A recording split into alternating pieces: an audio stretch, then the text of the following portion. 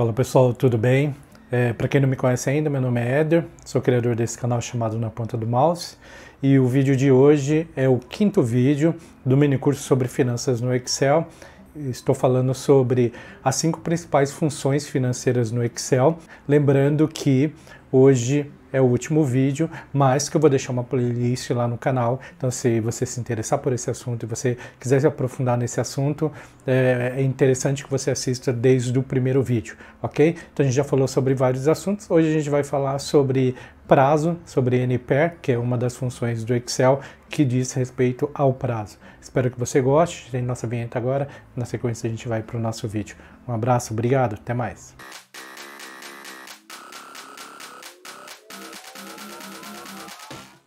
Olá pessoal, tudo bem? Então hoje é o nosso quinto e último vídeo sobre esse mini curso sobre finanças no Excel.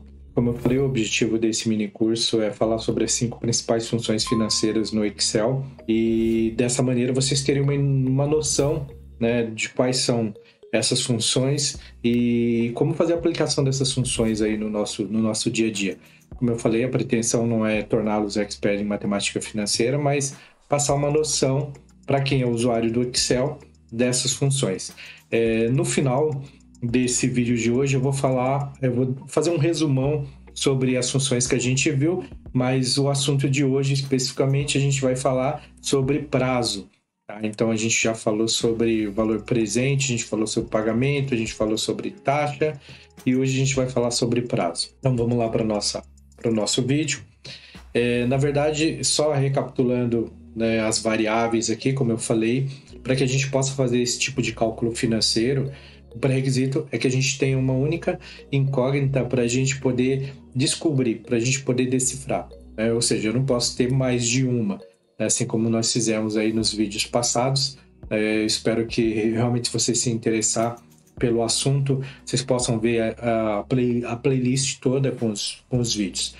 Mas o objetivo hoje é a gente ver essa questão do prazo. Eu até deixei, né, eu coloquei aqui do lado os casos que a gente viu anteriormente, para ficar mais fácil para vocês entenderem um pouco do que eu vou falar nesse vídeo de hoje.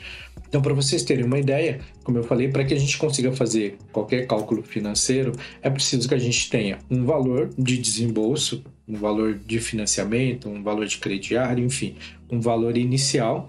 É preciso que a gente tenha uma taxa de juros, prazo que a gente vai pagar esse financiamento, seja ele qual for, e o valor da parcela. Porque nós estamos aqui falando de fluxo constante, né? Ou seja, nós estamos falando de períodos iguais com pagamentos iguais. Então, é deste tipo de cálculo que a gente está fazendo.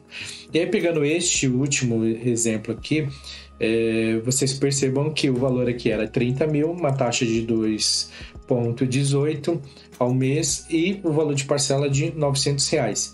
Lembrando, sempre vale reforçar que esse prazo e essa taxa, ele precisa sempre ser equivalente, ele precisa estar sempre no mesmo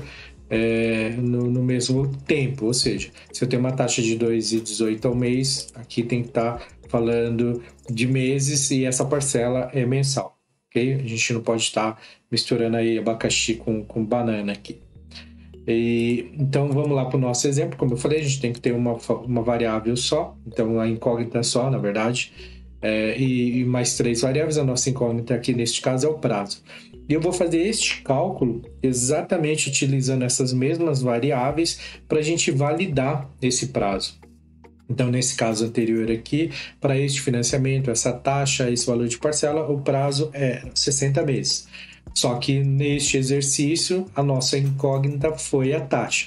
Neste caso aqui, não. Neste caso, como eu coloquei hipoteticamente no nosso último vídeo, hipoteticamente vamos imaginar que alguém, um amigo, um parente, uma pessoa tenha assumido um financiamento e ela tenha tido um imprevisto, ela queira repassar esse financiamento para você.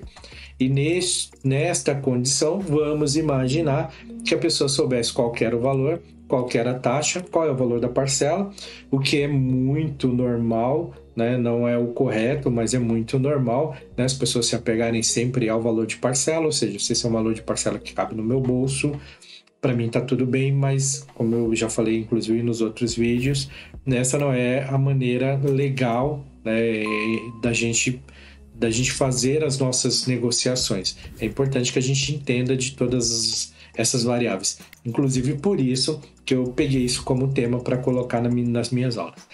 Então, vamos lá. O nosso prazo aqui, utilizando a função que a gente vai utilizar hoje, que é a função do prazo, ela tem que chegar a 60 meses, porque é uma maneira da gente validar com a função prazo se quando a gente estruturou essa operação, se ela estava correta. Obviamente que ela estava, porque eu também utilizei uma função aqui que foi a função de taxa. Então, recapitulando, aqui eu usei uma função do valor presente, aqui eu usei uma função do valor do pagamento, ou seja, da parcela. Aqui eu usei a função da taxa e aqui, no caso aqui, eu vou usar a função do prazo. Então, assim como nós fizemos, eu vou vir aqui no F de assistente, vou vir aqui em função financeira e aqui eu vou procurar aqui embaixo NPE. Clico em OK e aqui, novamente, a gente vai abrir o nosso assistente. A gente está já acostumado com esse assistente, e aqui eu só vou começar a fazer referência a minhas variáveis aqui. Então, taxa 2,18, pagamento é o valor do pagamento, valor presente, no caso aqui, é o meu valor do financiamento, eu não estou calculando o valor futuro, e aqui a gente sempre usa zero como padrão, como default, e o zero é para um valor no final do período, ou seja, sempre no final 30 dias é o período que eu vou fazer esses pagamentos. Clico em OK e aqui a gente chega ao prazo, que foi o prazo de 60 meses. Então é uma maneira da gente poder validar isso. Ok? Então foi isso. A gente utilizou aqui a função do prazo para validar se a operação que a gente estruturou aqui se ela estava corretamente. Ou neste caso aqui, como eu falei, numa situação hipotética, se alguém quisesse repassar, né, um financiamento para você e foi comentado com você nessa situação que o valor financiado, ou provavelmente ela repassaria para você um valor de um carro avaliado em 30 mil, a uma taxa de 2,18, te passasse o valor da parcela de R$900, mas não soubesse te dizer qual que é o prazo, o que é muito difícil, mas vamos imaginar que ela não soubesse.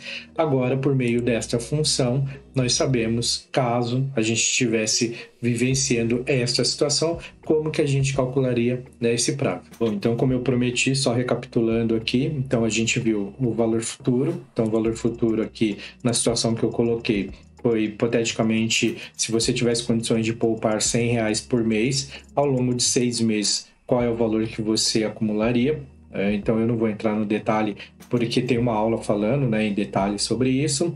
Uma segunda situação que a gente viu aqui na aula foi falar sobre o valor presente, e aí o objetivo seria a gente calcular, pegar essas parcelas e trazer a valor presente, ou seja, criar um saldo devedor para que a gente pudesse quitar esse valor, ou seja, fazer uma liquidação antecipada desse valor.